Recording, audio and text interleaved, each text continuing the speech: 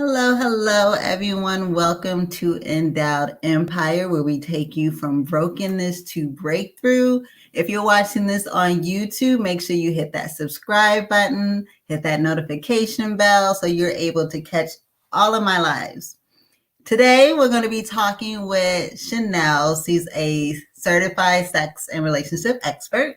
So I'm definitely excited about this. Prior to this, I asked for people to send me their questions anonymously. Y'all really came through with the questions.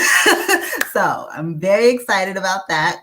Also, while we are streaming live, if you have a question that comes up during our discussion, feel free to put it in the comments and we will definitely ask Shanel while we have her here with us. So let's begin.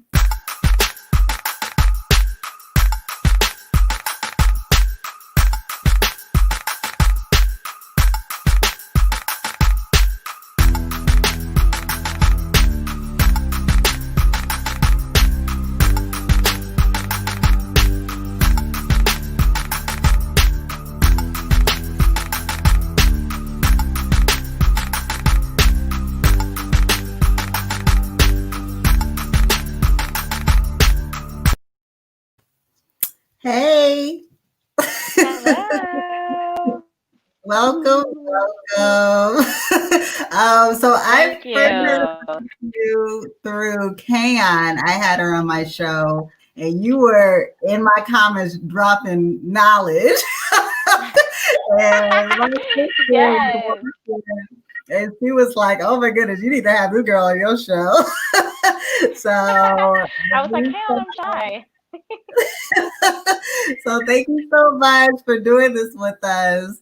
And we got Thank you for so many having me. for you. So just give us a background on you. So, for the past couple of years, I have been really interested in sex and sex topics, just from like my personal experience and also from talking to other people as well.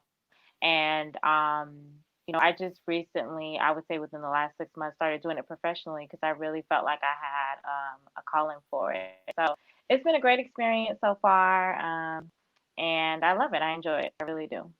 How long you been doing it? I've been doing it professionally since August, but I've really been doing it for about 2 years now. Okay. So you say you've always had an interest in it, Yeah. or what? You a freak? What's going on? I mean, Because I always had an what they interest. say, lady in the streets, right? Right. So no class, y'all. So, I definitely always have enjoyed it personally on a personal level. But even just Mm-hmm. like talking to other people and like finding out what they're going through. I mean, in particular, I was in a relationship where we weren't on the same level sexually. Our desires weren't the same. And when I was talking about people, we have our galley talk or whatever, jump Mm-hmm. seat Yeah. confessionals, as you know. Mm-hmm. I realized that there was actually a lot of other women that were experiencing similar things, and so I was like, you know what, I should help people. Let me figure out how to do this. Yeah. Um, so then I went I love to the Dr. Rachel Institute, and and yeah, what, that was it. and what I feel that people in your field and people like you guys are the most least judgmental people. Because I'm sure you hear Yes. everything. You got to be like, oh, like you probably hear the most crazy thing and just be like, oh, okay. Not Yep, pretty pretend. much. I hear it all. I had someone ask me, they were like, "What's the craziest thing that you've heard so far?" And I'm like, Mhm. I can't think of a crazy thing because everything is just so different. Like, I just never know what I'm going to hear. And honestly, nothing's crazy to me anymore. Yeah, yeah. So, Okay, yeah. so we're gonna go over because we have so many questions. I was usually I do these at 1 hour. We might go over that hour. Might have to do a part two because we had a lot of good questions. So we have one question. This woman, she's pregnant and she wanted tips and Right. tricks on how to get her man in the mood. The interesting thing about that is that a lot of people feel like it has to be really different. And one of the stigmas around it, which is actually a myth, is that it's harming the baby and it's not, right? So a lot of men feel like, oh no, like when I touch that, when I go inside, I'm gonna be touching the baby's head or something, which is actually not what you're Mhm. feeling. They're just feeling parts of the uterus. But I would say do some of the same similar things that get you and your partner going. Whether that's wearing lingerie, lighting candles. Um, it's really gonna come from staying out of your head and still feeling sexy even though you're pregnant. So you want to get in tune with your sexiness, you know what I mean, first. And then Mhm. that will then your husband will be able to see that, or your Mhm. partner will be able to see that as well. You know what I mean? So Yeah. it really just starts with you. Do the things that you were doing before. I mean, maybe not swinging from a chandelier because you want to protect the baby. Yeah. But I mean, we've all seen it. We've seen women dancing and still being active when they're pregnant. So it's okay to have sex. It's actually healthy to have sex because um, it creates calming hormones and it gets the blood flow going, which is actually good for the baby. Those things pass on to the baby. So my advice to pregnant women, I mean, I've never been pregnant, but Mhm. I would say just continue to do the sexy things that you're doing before. It's okay to do them when you're pregnant, and in fact, partners, some men are turned on even more because you're pregnant and you still want to do it. I mean, women have that glow, right? So just Mhm. stick to what you were doing before, um, and you should be good. You're not harming the baby, and you have to get in touch with your sexiness first. Yeah, I think that's huge because a lot of women, when they're pregnant, Yeah, the body changes. They really become uncomfortable with the way their body looks, and they feel hideous. So it's interesting you say that exactly. when you feel that you're sexy, it exudes, and it's like it makes the man, excited. Exactly. It turns him on because he's like, "Ooh, she feels sexy even when she's pregnant. Okay, maybe we'll make another baby." Okay, so our next question is why when I masturbate, I can't orgasm the same as when I'm with my partner? Okay. So when you masturbate, right, it's not Mhm. going to feel the same as a human body. Your hand's not going to feel the same as a vagina. Like fingers aren't going to feel the same as a penis. It's just not possible. Mhm. However, I can't say that one feels better than the other. The reason one feels better than the other is based on the person, right? So if you enjoy that physical touch, that physical body part, more, more than you do whatever it is that you're doing for yourself, it's just going to be that way. You know what I mean? Because it works vice Mhm. versa. There are people who masturbate who feel more pleasure from that than they do from actually being with a partner. And it's really just a Mhm. mental thing. You know what I mean? It's really when it comes to sex, one of the biggest things is your mind. It's your mental and how you're thinking and how you're processing things. So if Mhm. it feels better to have, penetration or to actually be with someone physically, then it's always going to feel better when you get it from someone else as opposed to doing it yourself. Or most of the time, not always, because I can't put a blanket statement on that, right? And Right. that's really what the difference is. Just like people who have sex with dolls and stuff like that, they're going to feel like that's better than a human, and it's just what it is, in their mind, Mhm. in the way that it feels in their body, is just better than having an actual human. And that's okay. Mhm. It doesn't make you weird or it's not a bad thing. Um, Mhm. it's just a preference. It's a preference and it really has to do with your mental as well. Yeah. Someone said that sex is 80% in the mind. Would you say that's a good number? This is true. Yeah, I Okay. mean, it's a random number, but it's a good number. um, sex is definitely mental. I mean, you can actually have sex without even touching your partner. You can have tantric sex or you can have mindful sex. And a lot of times, that actually brings me back to another point with the pregnancy thing as well. But that's another thing you could practice with your partner as well as mindful sex. But getting into that, it's more so of being in the presence of your partner and having those feelings and those thoughts and allowing yourself to get to that certain level of arousal. So, yes, sex is definitely a huge mind situation.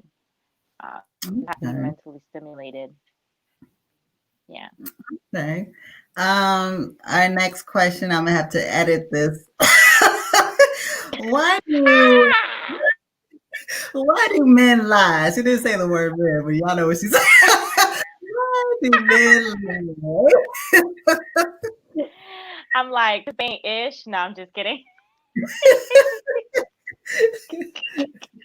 No, I'm just kidding. I'm just kidding. I mean, if you're gonna ask the question, why do men lie? It really could just be asked, why do humans lie? I mean, we're lying to protect something, right? We're lying to Mm, conceal something. So it's the same thing for men. And a lot of the times, what I find too is that men lie. First of all, I'm never going to make excuses for anyone lying. But I find that men lie because it's hard for them sometimes to, they don't want to deal with the consequences after the fact, right? Um, they don't want to hurt anyone's feelings most of the time, and they don't want to deal with the backlash of what's going to happen if from telling the truth. Or they feel like mhm. their partner can't accept the truth.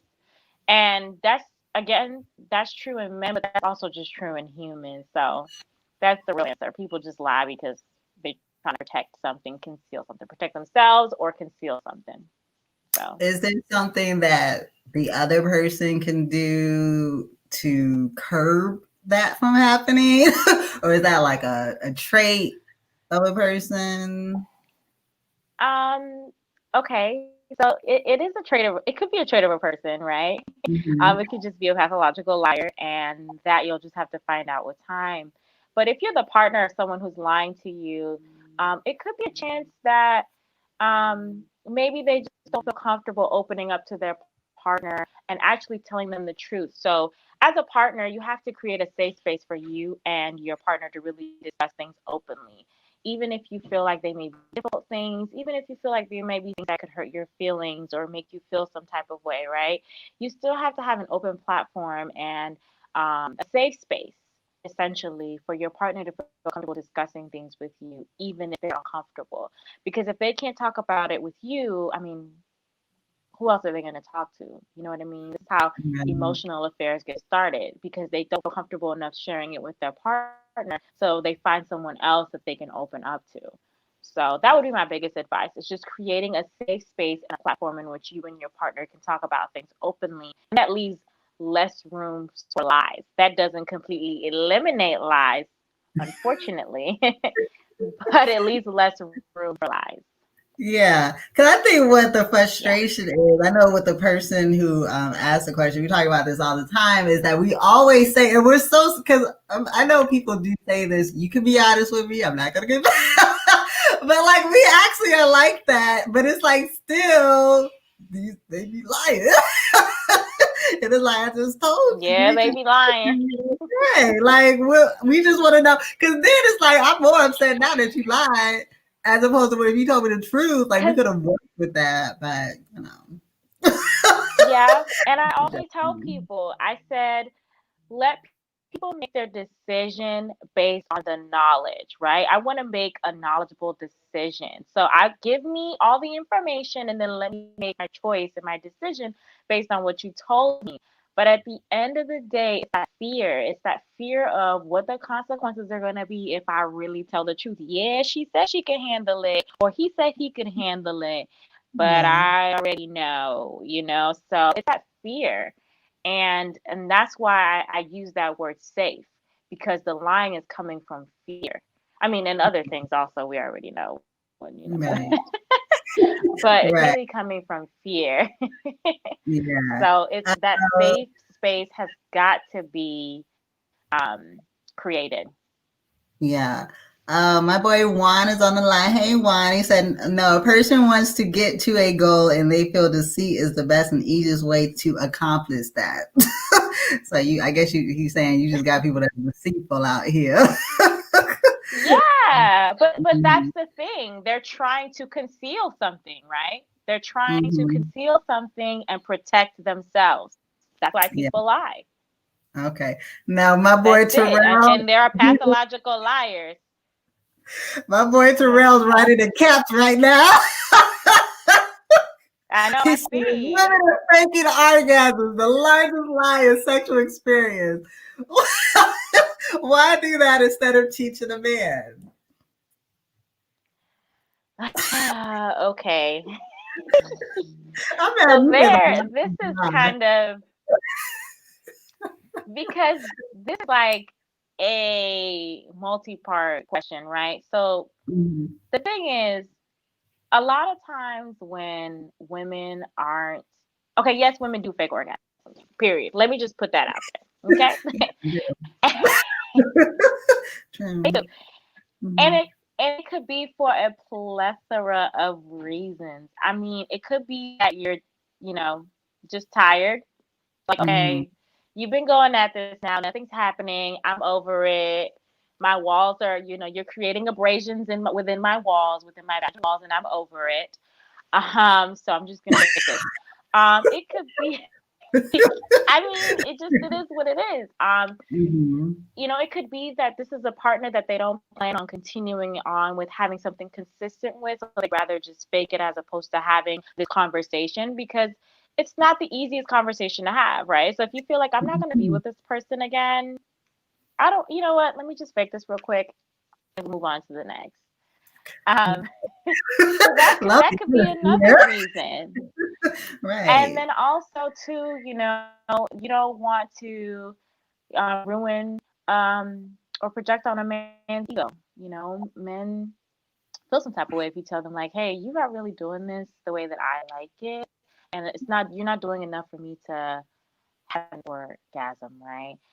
It's a difficult conversation to have, right? So a lot of women just don't want to tarnish their man's ego or their partner's ego, so they fake it. Give a little extra moan and a little extra oomph on the side. You know what I mean? So, Yeah, that's I mean, those exactly are the what reasons. It should. I mean, I say fragile egos. They got fragile egos out here. Y'all trying to act like we they sensitive. do. They do. True. Hmm. Yep. Yep. And Look, I mean, the it's girl said, "Wow, definitely not that's the nuts." best thing to do. He's in It's the shock. truth. It's not. Look, it might have happened It to you. is. It's I the don't truth. I know. mean, Maybe. it probably did. I mean, he Oh spelled that yeah. word a certain way for a reason. Mhm. These men, they don't be thinking that up. It happens to them. Someone said communication I is a know. But it's aspect. Oh, go ahead. definitely agree with that. Mhm. It's important to communicate that with your partner. If your Mhm. partner is not pleasing you sexually or you don't feel like they're doing enough for you to have an orgasm, for you to climax, you want to try a different position, you want to Mhm. climax in a different way, it's important to communicate that.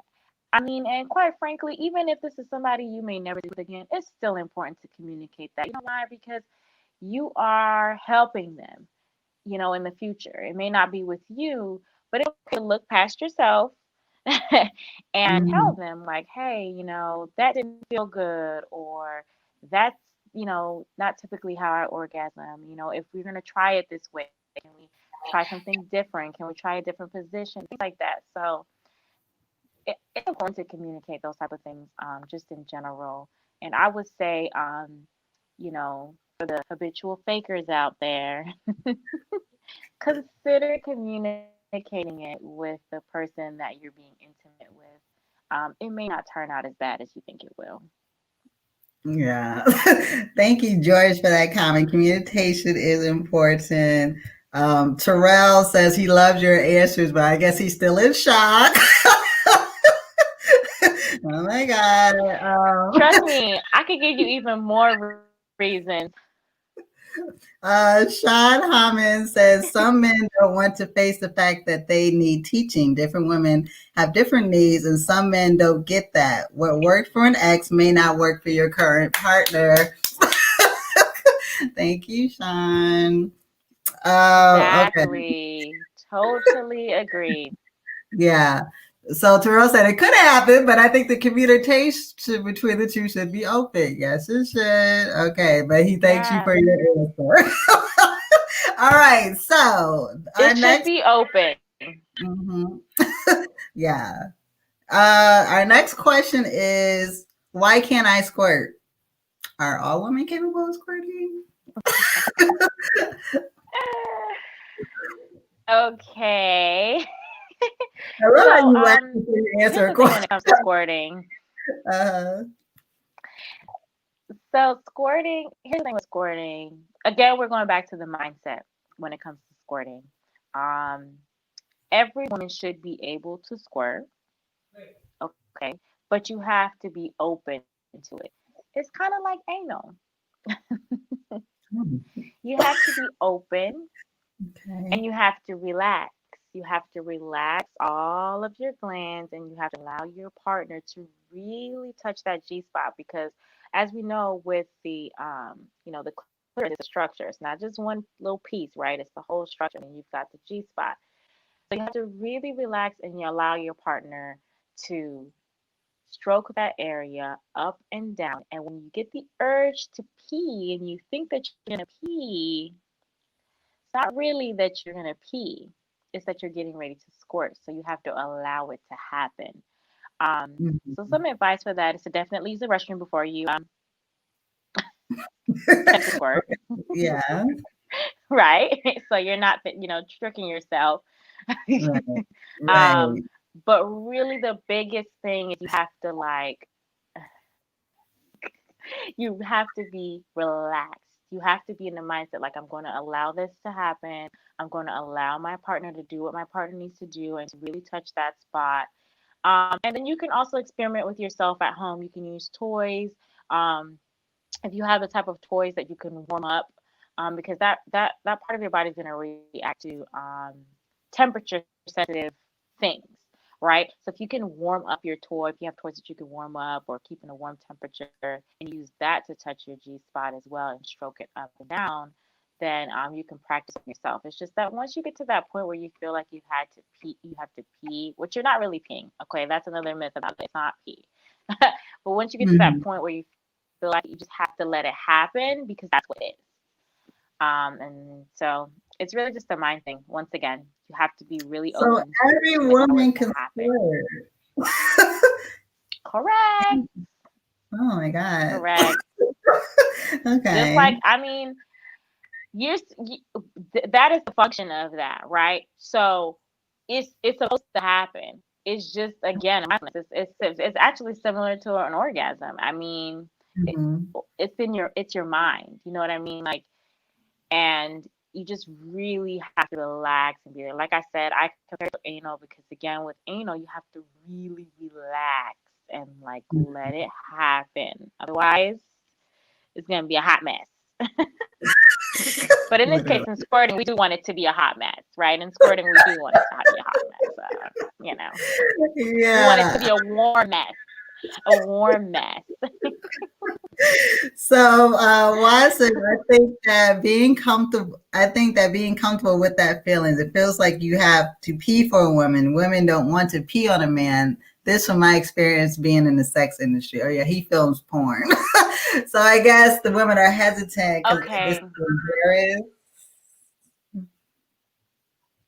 they don't want to pee on a man, but um, that's just defining the level of freakiness, right? Because some women do want to pee on men, and they're okay with that, right? Yeah. So it's just your level of freakiness. If you are not Mhm.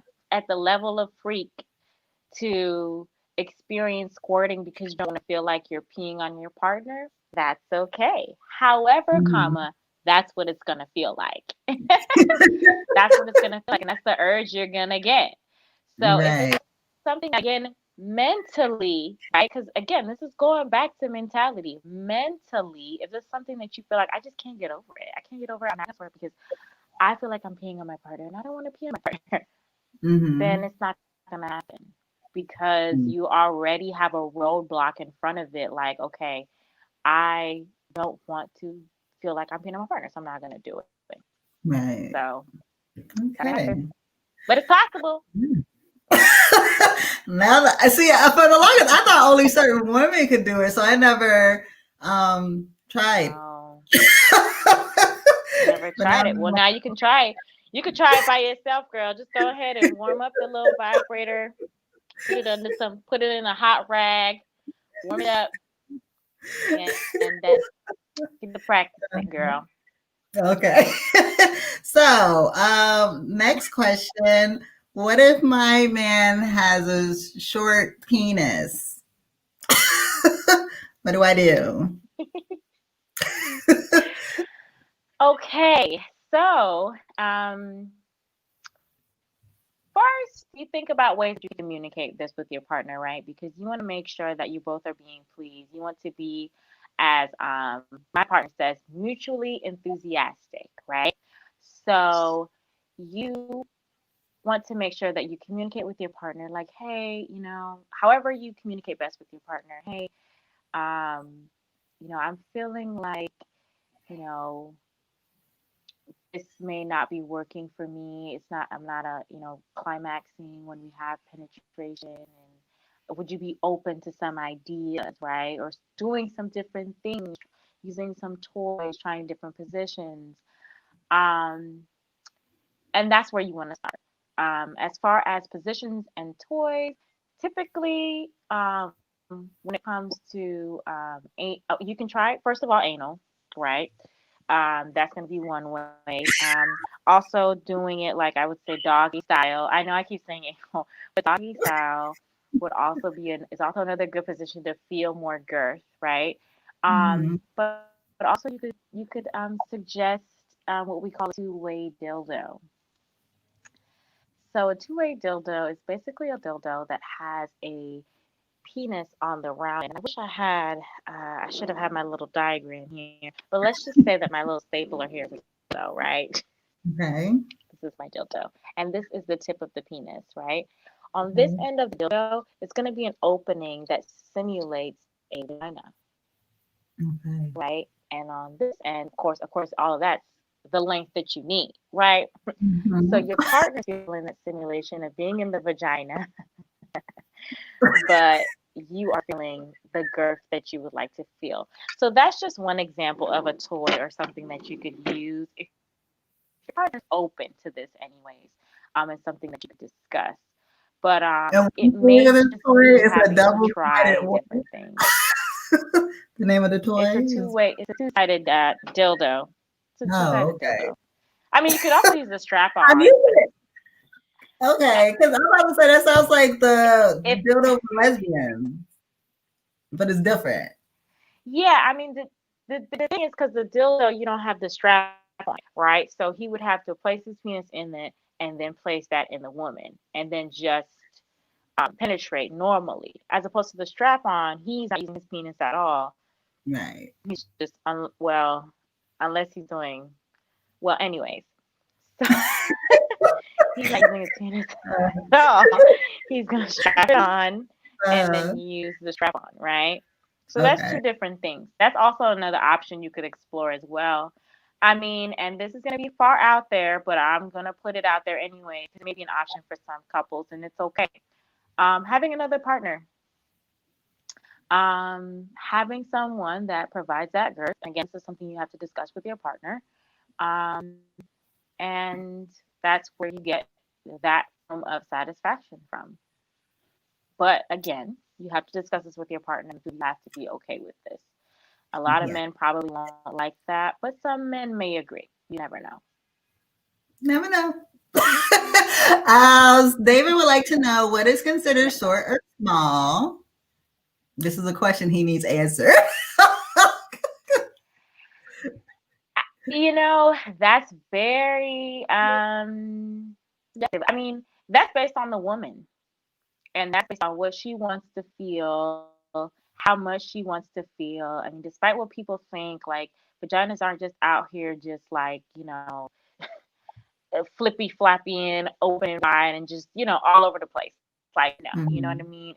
They're different Mhm. sizes, they're different lengths, they're just different, and it's okay that they're different.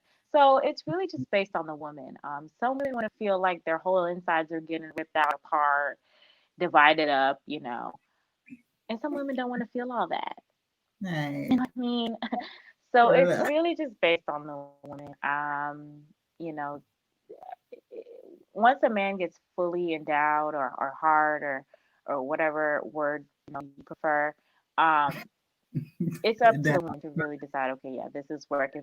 Yes, right. Endowed, pun intended. Period. God. So Okay. He's it's learned something new today, that's honey. based on the person.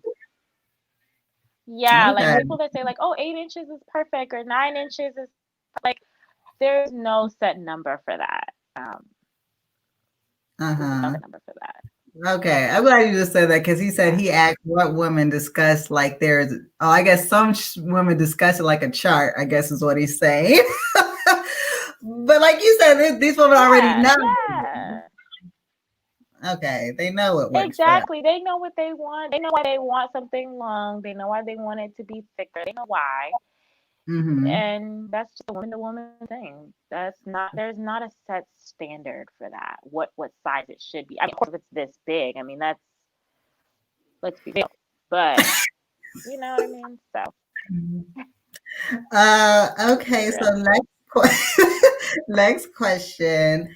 Baby loss and infertility has created a huge rift in my marriage. What can we do to heal?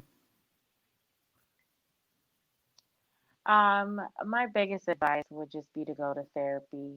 Um, and it seems like just such a simple answer, but that's going to be one of the biggest things that's going to help because what it's going to do is allow for both parties to really put how they feel about the loss of the baby and infertility on the table. Because you have to move past those feelings first to get to the sexiness, right? You have to get past the trauma and the hurt to get to the sexiness. Because again, it's part of mindfulness, right? Mindfulness is a huge factor when it comes to sex. So if your head is not in it, pun intended, if your head's not in it, then it's just not going to have the same effect. It's not going to feel the same. You're not going to have that connection. There could be some resentment there. There could be some guilt there, and those are deep, heavy feelings. And as one of my good friends said, it's okay to allow yourself to feel your feelings, to feel what you're gonna feel. But in order for them to get past that, they're gonna have to probably go to therapy. That would be my advice, and kind of work through those things first before they try to get to the sexy side of things. Mhm. Okay. Yeah. Um, so someone asked, when it comes to threesome, why are a lot of men down for two women, but scared to please their lady with another man? And how can a woman approach this idea to her man? Okay, so it's time to take notes, right? You ready? Okay, so Yeah. here is the one answer that I have gotten from multiple men. Hmm. They are up in arms about the fact that they would be in this threesome situation and a man would touch, look, or fantasize about their penis. And that is Hmm. the number one reason that I have found that men Hmm. are not with it, right? Hmm. If they are in the act and they look up and that other man is looking at their penis any type of way, it's a problem. Okay? If his hand grazes his penis, if his hand grazes his penis while it's out, I mean, it is going to be a problem. And that I'm telling you is the reason. They don't mind. Okay, this is the thing. A freak Um, doesn't mind their partner being with another man. They don't mm, mind that, right? They don't mhm. mind watching. They don't mind it happening. However, mama, okay, if they feel like they have to engage with the male as well, that's where the problem comes in. And that's why men Mhm. don't want to do it.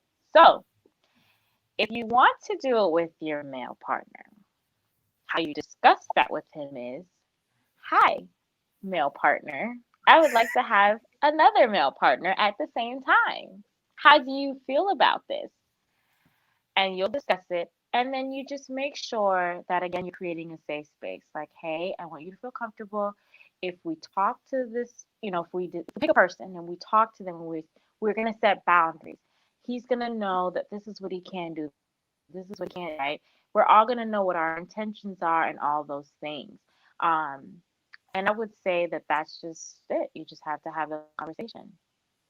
Okay. A lot of men are really concerned about the other man looking, fantasizing, and touching their penis. That's what it Yeah. comes down to. It's really not a like a I don't want my woman to be with another man thing. Any man who's open enough to have a threesome with another man is not worried about um is not like having a jealousy thing or worried about his partner being with someone else. It's just the fact of the other man actually being there and like potentially having contact with him. So yeah. I can't. But then it's just a double standard. Because with two women, they want you to have contact. It is. Always. It is a double standard. But you know what though? I will say this. It's really it is a double standard. And it's really just based on the stigma that we have right now, right? Women are more Mhm. comfortable touching each other, giving each other compliments, right? Without putting a title on ourselves of being bisexual or being gay or being a part of the LGBT community, right? It's just the thing with Mhm. women. But with men, once you do anything that's outside of the scope of, you know, regular penetration or just the what this, you know, level is of what men with a sex with a man should look like. Right? Once you go out of that realm, and it could even hint at being gay or bisexual or whatever the case may be, then all of a sudden they start getting uncomfortable. Typically, and that's why men aren't as open about engaging with each other because they feel like one act of engaging with each other is going to automatically make them a part of the community, which is not true. So that's the reason why it's like that. Okay. That's the reason That why it's like explains that. it. Yeah. And it also explains why It's a it's double more harder. standard, but And also, for me, it explains why it's more harder to approach this with black men than any other race. Okay. yeah, that's why. That's why. Next question. Work does couple therapy working mean that it will always work out? Example, my partner and I went to therapy, did the work, but decided it was best to end the marriage to save our friendship. Does this mean that we did therapy wrong? No, it doesn't mean that at all. Therapy is something that you use. It's a tool to gain clarity. And through that clarity is when you decide, is when your decision making comes into play, right? You want to have clarity first. So if you go to counseling and after getting your clarity, you decide to not be together, then therapy worked because that's what you needed to go there for, to figure out why you don't need to be together and the fact that you don't need to be together. So it's not a failure if you leave therapy and decide not to be together. At that point, you'll know that you've given it your all. You tried, your best, and that's it. You made your decision. So that doesn't automatically mean that therapy did not work. Therapy working is based on the couple and the individual. The results that you hope to gain may not always be the end result, but that doesn't mean it's the wrong result. Yeah. Yeah. I'm glad you said Yeah. that because I feel like a lot of people, they think especially they get criticized. Like if they do get divorced, people are like, "Oh, your therapy didn't work," and they feel like that's supposed to Yeah. be a fixer. But I like how you said that's actually Yeah. because it help you get to a solution. Yeah, that's what Exactly. I said. That means you did therapy correctly. Therapy is to get to the solution. Yeah. Correct. Somebody on here wants to Absolutely. brag. I had about 4 men, 1 woman threesomes this year. I didn't even remember the man touching me. I think we gave each other a high five. Thank you for your input. I feel like that was wild. Period. Listen, I'm here for it. Hand clap to that. Yeah, that was wild. Tune me into that group because I have questions and I want to know who these people are. So tune me in because I think that's excellent. I think it's great. Uh-huh. Well, that's Um, the one that that films you and porn. that other man were open. Yeah, Huh? that's the one that films porn for a living. So he's in Oh, very okay. in tune with him sexuality and all that. So Good. Kat is on the line. She said, "What if you're having desires to sleep with the same sex? What are your thoughts and how to go about having this discussion with your partner?" Okay. So like if you're in a heterosexual relationship, you want to have sex with someone of the same sex. So again, going back to what I said, it's just about having that safe space and that open communication. It's important to go to your partner and say, hey, I'm having these desires. I'm attracted to this man or this woman, and I really feel like, um, you know, these are ongoing desires that I'm having. How do you feel about it? And your partner will share with you how they feel, and you guys can discuss it from there.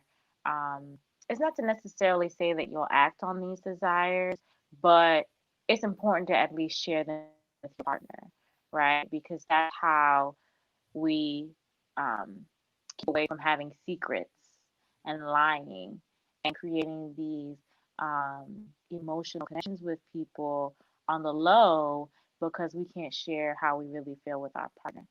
So I think it's just important to just be honest with your partner and let them know, like, hey, I've either experienced this, I haven't experienced this before, and I think that I want to, I'm having these desires to sleep with someone of the same sex.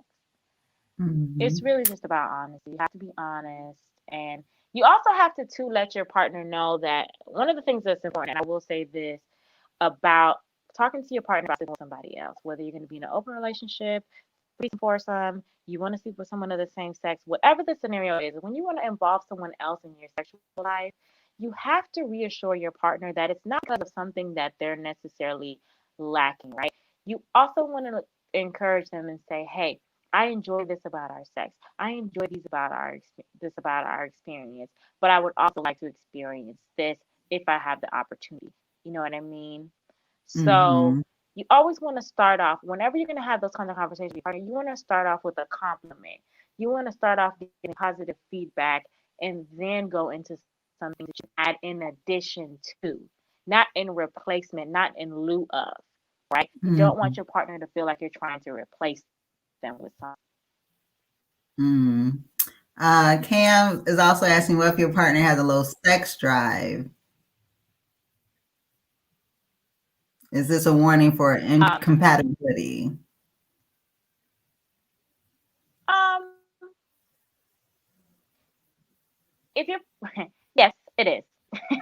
It is. Um, Uh-huh. But however, okay, if your partner has a lower sex drive than you, or just a low sex drive in general, it's important to look into how you can fix that. So whether that's going to the doctor and figuring out if it's something going on chemically, hormonally, something like that. Um, if it's them going to therapy to figure out if it's something that's going on that's blocking them, if they have a mental roadblock that's stopping them from um, increasing that sex drive, right? You want to try all those things out first. You want to try all those avenues. If those things don't work and you're still just not on the same page, then yes, you were sexually incompatible. And that is when you need to decide whether or not you would like to move on or find other ways, which could include a plethora of things, such as involving other partners or taking care of yourself on on a more regular basis. And that's just really up to you and your partner to decide.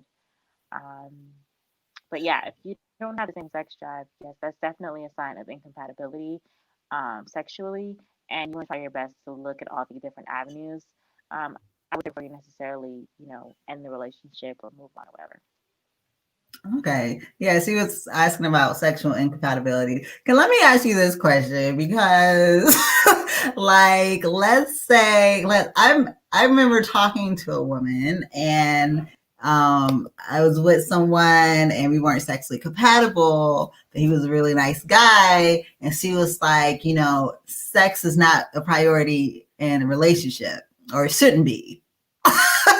She would say it's about how that man treats you. That should be priority. So, like, what do you say about that? She must have a low sex drive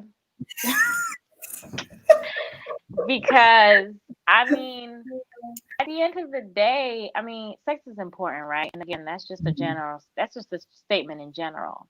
Mm-hmm. Of course, you want to make sure that you are compatible with this person in so many other ways that, professionally, you have the same goals, all those things, right? All those things want to line up about how they treat you, all that stuff. We know that. Mm-hmm.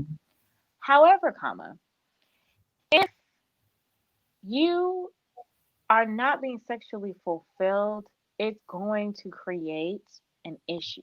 It's going to create a rift within the relationship. So if Mm-hmm. sex is not high on your priority, right? If sex is not high on your priority list, then Mm-hmm. it's okay to be with somebody else whose sexual drive is not high on their priority list, right? That's Mm-hmm. okay. But if you're not on the same page, then it could Mm-hmm. potentially cause issues. Mm-hmm. So, Yeah. I mean, it really just depends. I mean, um, sex is not I will not say that sex is the most important thing, right? But it's Mm-hmm. still important to some people. So we can't make blanket statements about relationships and say that, okay, well, sex shouldn't be a priority. It should just be all of the other things. Everyone is different, and everyone Mm-hmm. has that on a different priority level. Sex is not at the top of everyone's list, but it's on there. You know what I'm saying? And it may not be on there, and that's okay too. You just have to find people that you're compatible with. Don't try to drag someone along with you in a relationship or a partnership where you're not compatible in that way and you know that they're unhappy. Mm-hmm. Okay. We have a question Yeah. from Cree. What if he's quiet during sex and she's not? So I'm guessing we want him to be more verbal. I know I prefer What if verbal. he's quiet? I mean, if he's quiet during sex and she's not, I mean, is it a matter of him wanting her to be I mean, is it a matter of her wanting him to be more vocal, I guess? Mm-hmm. That's Um, what I'm if guessing. that's the case, then okay, so I'll tell you something about typically, depending on the kind of sex that you're having, right? Um, that those verbal cues are cues that let your partner know they're being satisfied.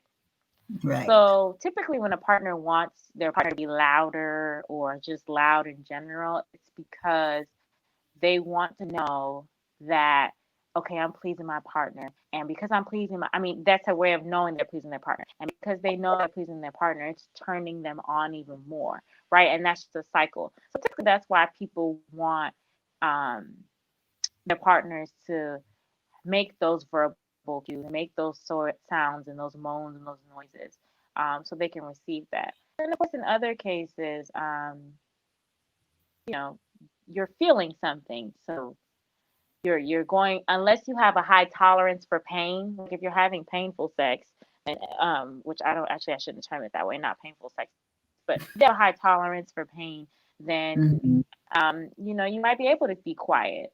So again, that's Mhm. just something you have to discuss with your partner. Like, hey, I know you're really good at being quiet and stuffing your head in Mhm. the pillow, but I really need those verbal cues. Um, words of affirmation is my love language, or Mhm. words of affirmation is my love language, or I need those verbal cues. It's just a Yeah. matter of being honest with your partner and telling them what you need. Do you know why some men are? Because back in the day, I've had men that were quiet. I'd be like, "Are you enjoying?" He was like, "Yeah, yeah," but it was like, okay, like you're quiet. Like, what the fuck? Why are some men quiet? Some men are quiet because they just want to enjoy the experience. Some people don't like um verbally talking about sex. You got some men that's gonna be like, "Oh yeah, yeah, getting it up real Mhm. good. You like this, you like that, right?" Some men like that. Mhm. Some women like that, and some people in general they just don't like that. They like, I don't want to hear all the rah rah. Let me be in my peace and enjoy this moment and feel it, and I don't want to talk about it. I kid you not. There are some people that Mhm. just don't want to talk about it. And that's really probably what it is. I can't say for sure because I didn't ask that man that you were with why he was so Mhm. quiet. All right. Right. But typically that's what it is. Some people just, that's not their way of expressing, that's not a part of their sexual language, is being loud or being vocal. You know what I mean? So Mhm. that's all it is. It's not necessarily that they're not enjoying it. Right. Um, so yeah. Okay. So let's say you're dating someone. How soon should you discuss each other's sexual interests and desires? So again, that's going to be situational, but I would say pretty early on. You just want to be in a situation where you fall in love, fall madly in love, and then find out the sex is not good, or your sex is not jive, or your love languages are different, or you're not compatible. And then now you have to compromise because all these other things are so amazing about this person, but you're just not on the same page sexually, right? So it's important to discuss those things early, just like you want to discuss finances, you want to discuss um, family business, you want to discuss professionalism, you want to discuss goals, right?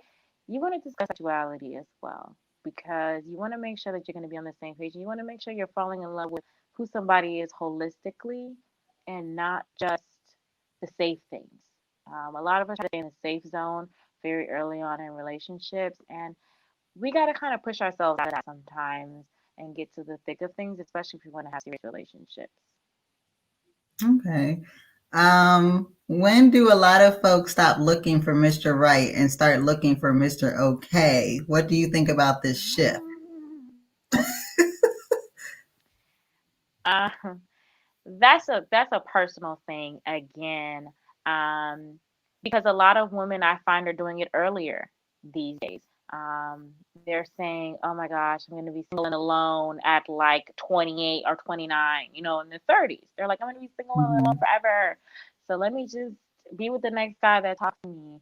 I find that it's happening a lot earlier now, but it really could happen at any age. I mean, it's just up to the woman and how she feels. Um, where her life is and having that fear of being alone and all those type of things, wanting to have kids and feeling like, okay, I need to hurry up and be with somebody so I can have kids. It's just a lot of those pressures. But my biggest advice to anyone would be, I tell all my clients this, give yourself and others grace, right? So you want to give yourself grace. You don't want to settle because if you settle, then you won't be happy in the long run, right? So it's important to not jump to that, okay, I'm gonna be with a Mr. Okay. Really think about it and really take some time to decide whether or not um, it's worth it to just kind of give in, because that's really what it is at that point, is giving in. Okay. Don't give David, in, ladies, okay? don't settle. Yeah, What do you don't think? settle. Don't settle. What do you think brings about kinks, expedition? I struggle with that word, and threesomes. Expeditions and threesomes. Mhm. Um, it's a lot of things. TV, conversations, experiences with new partners that have experienced these things before, and now they're introducing them to you. Um, Accidents. Sometimes, you know, you might, you know, somebody who let's say has like a foot fetish, right? You didn't know you had a foot fetish, and then you had a partner that like grazed their foot across their genitals, and you were like, ooh, like wait a minute, that felt really good. So a lot of those things can come out accidentally through watching other people, through having conversations, and through your experience with new or past partners. That's how a lot of those things comes about, or through watching porn. There you go. Okay. So, Right. what if someone does not ejaculate when you have sex? Is that a medical condition? Someone asked that question. I don't know. Maybe you understand the question. I don't understand it. Maybe they're not. Maybe they're not turned on. Mm-hmm. I mean, it's a lot of these questions so funny because, of course, everyone's different, right? So I can never just make a blanket statement, right? There's Mm-hmm. multiple reasons why men right now ejaculate while he's having sex with you. He could just very well not be turned on. He could be tired, right? Mm-hmm. He could be, um, there could be something that's medically wrong, right? Mm-hmm. You know what I'm saying? So those are all things that you have to again ask your partner, like, hey, we had sex 3 times this week and you didn't ejaculate. What's up with that? I mean, however you and your partner communicate, that's how you're going to discuss it with them, because you're going to find out. You want to get to the root of the problem, right? Mm-hmm. Um, my dad always says, we're not looking for the problems, we're looking for solutions. So once you know what the problem is, then you're going to talk to your partner about it and try to find a solution for it. Um, and again, we talking about egos earlier. It really could just be that the man is just not turned on, and he just can't Mm-hmm. finish. You know what I mean? It's just not getting to that point, that stimulation enough. There may not be enough foreplay, or maybe he's just not getting to that point mentally that where he can ejaculate. So And David said they just finished I guess watching that's just porn. watching porn. Correct. I mean, it's possible. It But really why is you watching possible. porn and you Okay. know I'm I mean, coming? Why you got the porn and you know I'm coming? they said they couldn't wait, honey. They said they couldn't wait. But it builds up. It builds up. The less you do it, the more it builds up, right? So if Mhm. you're doing it right before somebody gets there, I mean, it's not to say you're not gonna have any at all, but that's definitely defeating the purpose. Um, Yeah. and watching porn, this whole thing about watching porn. I guess our porn friend is on it. You know, Mhm. watching too much of porn can really have an effect on, in general, on your sexual life. Mhm. Okay. Next question. I know a lot of people who get stuck in relationships that start off great, then they are not getting what they want or need for years. It seems that it's easier to get in a relationship than out of one. What would you say to someone who is in a 5+ year relationship and wants out? Um, Talk about it with your partner. Relationships don't typically start the way they end because what as human beings we grow and we evolve and we change over time, right? So in order to stay with someone for a long period of time, you have to accept them as time goes along. It's not to say that you should accept bad behavior or negative habits or just complete changes, right? You have to define, it's important to define your relationship as you go along and to accept the person as the changes come along as well. That's how you have long lasting relationships. Mhm. So if you're with someone for 5 years and you feel like the spark has gone down, you just don't feel the same, You want to discuss that with your partner. But before you discuss that with your partner, you want to make sure that you know why the spark has gone down. You have specific reasons, specific examples like, hey, when we first started dating, you used to kiss me on my nose every time I walked through the front door. Now we're 5 years in and I barely get a hello. You know what I Mm-hmm. mean? You want to have specific examples, and it's not that you're keeping tabs or whatever the case may be, but you really want to be able to express to your partner, like, these are the things that have changed, and these are the things that I miss, some of the things that I want to have back, things that the spice that I want to have back in our relationship. But if you have really discussed this with your partner and the changes are just, above you now, Mm-hmm. um, then you have to just have that discussion again and decide, okay, this is where the relationship ends.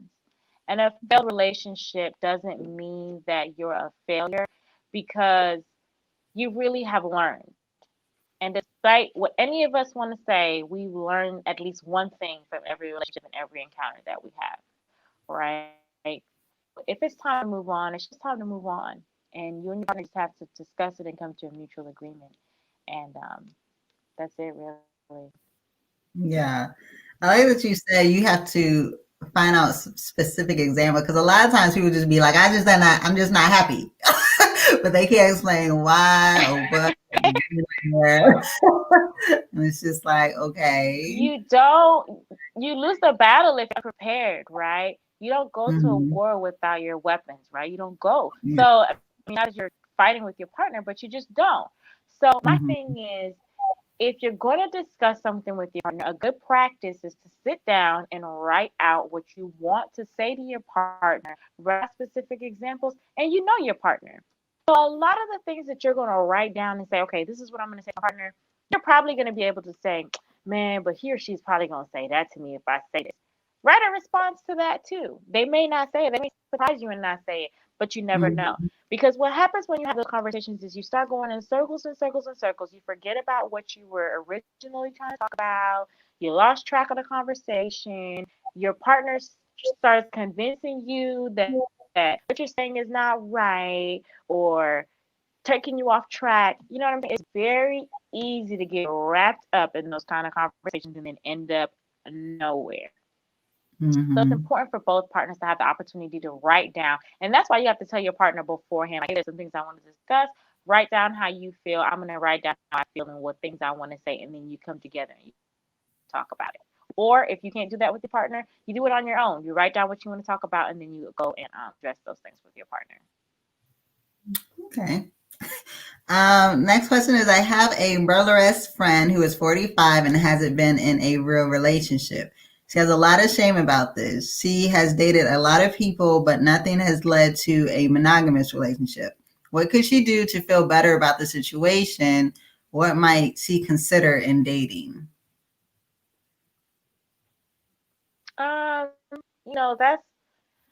That's kind of a difficult question to answer, because I guess my question to that person would be, is your friend ashamed of being single, or is your friend ashamed of telling people that they're doing burlesque?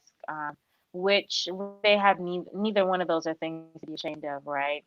When it Yeah. comes to dating, if she's a burlesque dancer, I mean, it could be numerous things. Men feeling like um, jealousy because their partner's a burlesque dancer, or just a number of things. So I think it's important for her to figure out what's comfortable for her, whether it's telling, how she needs to decide how she's going to frame what she does for a living in a way that's honest, but in a way that makes her partner or someone she's dating feel safe about it.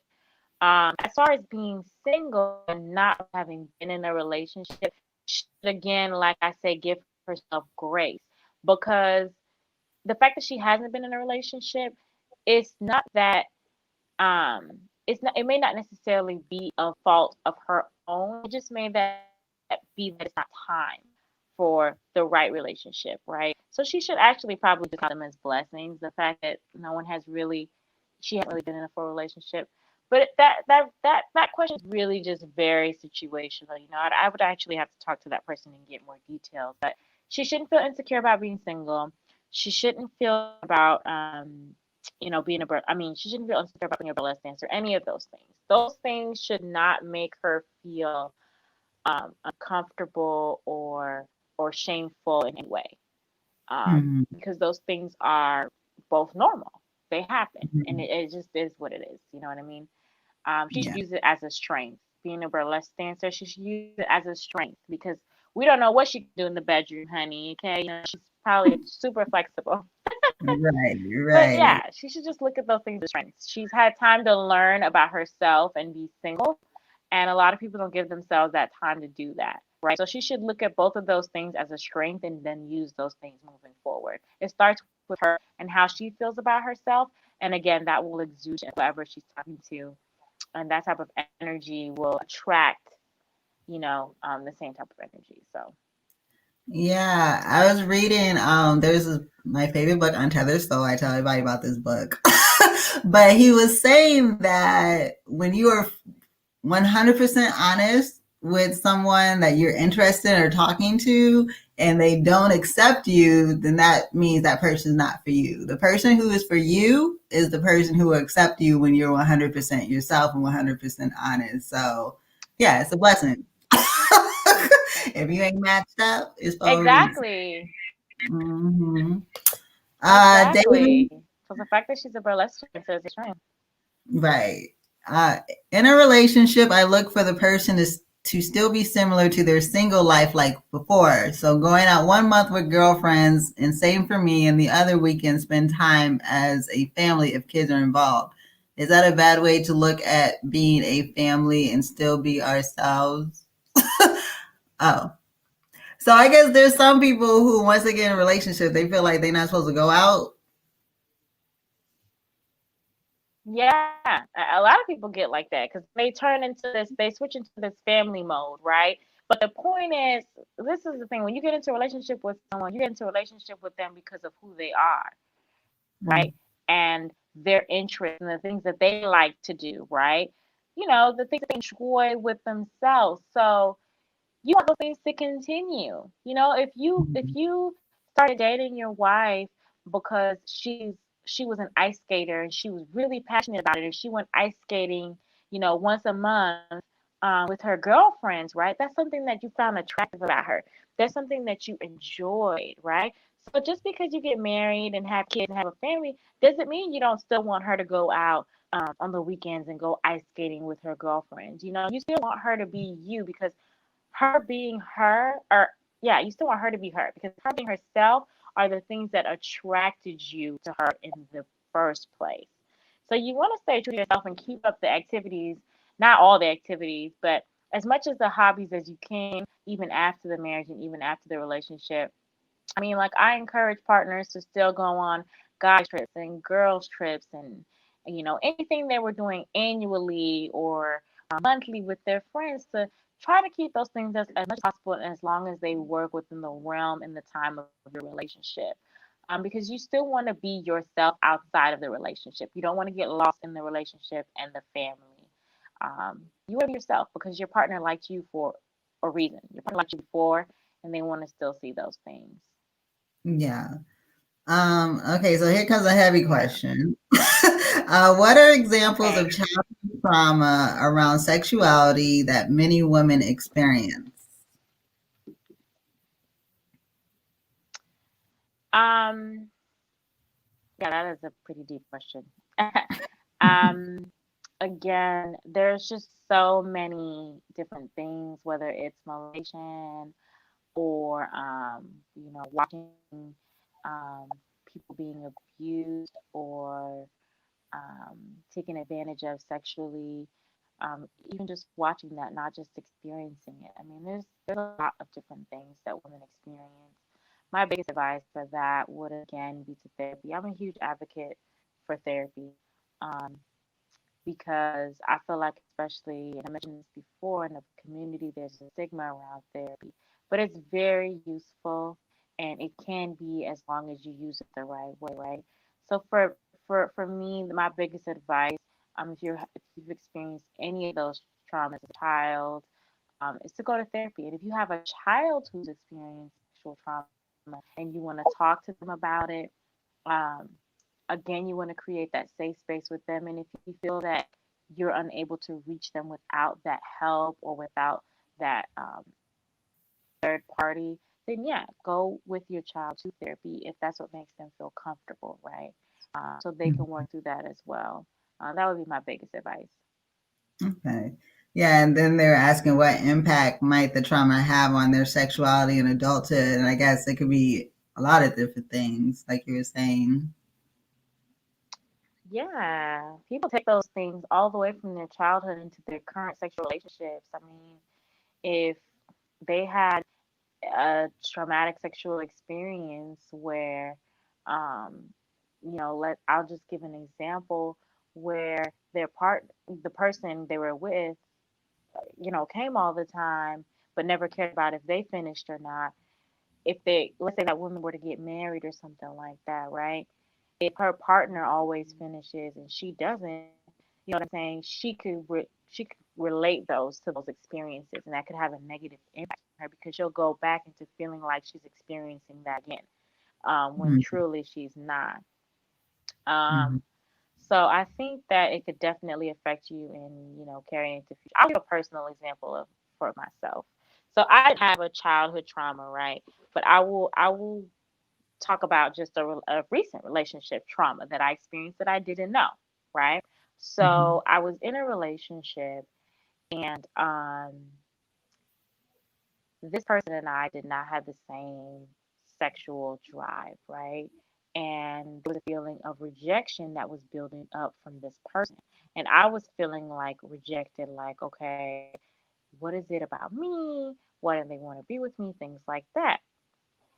And moving on from this person in a relationship following that, even if there were times that my partner did not want to have sex for a legitimate reason, like one that actually made sense, it still felt to me like rejection, right? And I was just bringing that from a previous relationship, and I didn't even know that I was carrying that until I Mm-hmm. experienced it, and I was like, wait a minute, that feels like rejection. But what it really was is just, hey, this doesn't make sense right now, or let's not right now.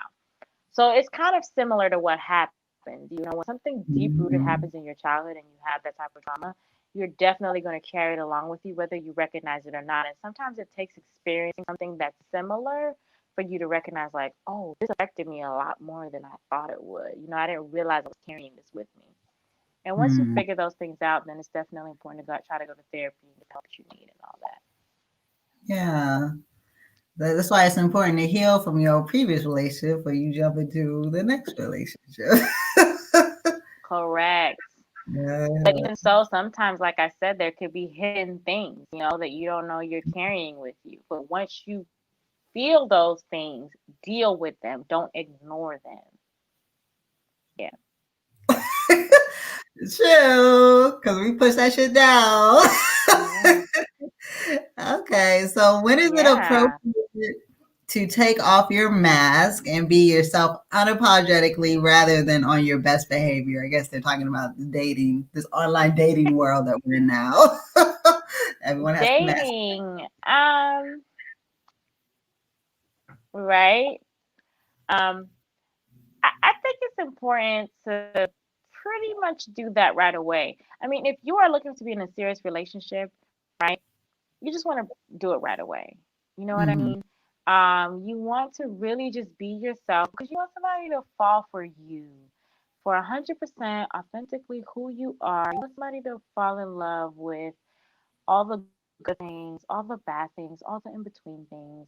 That's just what you want. You know what I mean? So mhm, it's important to just be yourself. Just be yourself, be honest, be crazy, tell them things you want. And like earlier, and like we both said, if it turns them off, count it as a blessing, count it all joy, and that's just that. well, that was our last question. I Was thank you so it? Oh my much. goodness. Yeah, I thought it was gonna be two Oh hours. We were man. through it. So Me for those too. Was that really the last question? Yeah. So what are I put your Instagram in the bio. What are some services that you provide? Okay, so I provide couples and singles coaching. Um, you can either book individual sessions or you can book, you can buy your sessions in bulk. If you buy your sessions in bulk, you get 20% off, which is essentially one free session. Um, I tell all my clients I am not a therapist, I'm a coach. I do not diagnose you with anything, and I do not prescribe anything. And that is a difference. I'm here for what comes next. When you have to deal with like traumas and all those things, you go to a therapist for those things, and then you come to me for what comes next, right? So that's my job. But I coach on a plethora of things. I coach on positions, um, different types of like glues to use, and just giving that knowledge in general about sex and relationships.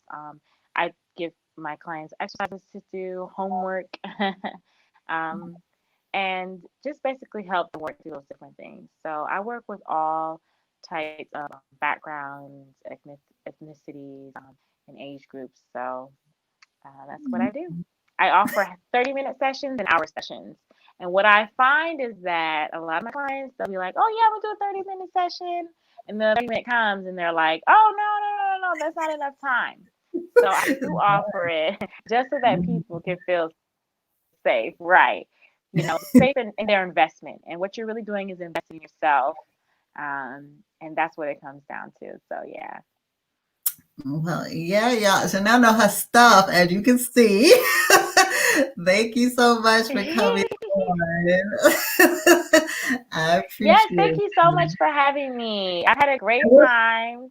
Thank y'all for Yeah. watching and give your feedback. And we're probably gonna have a part two because I mean we went over an hour, and I actually had people sending me I more questions. know. I got enough. Like, cut it. Cut it, So, cut it. yes. Make sure you guys follow her, and thank you, Chanel. Bye. Bye. Thank you.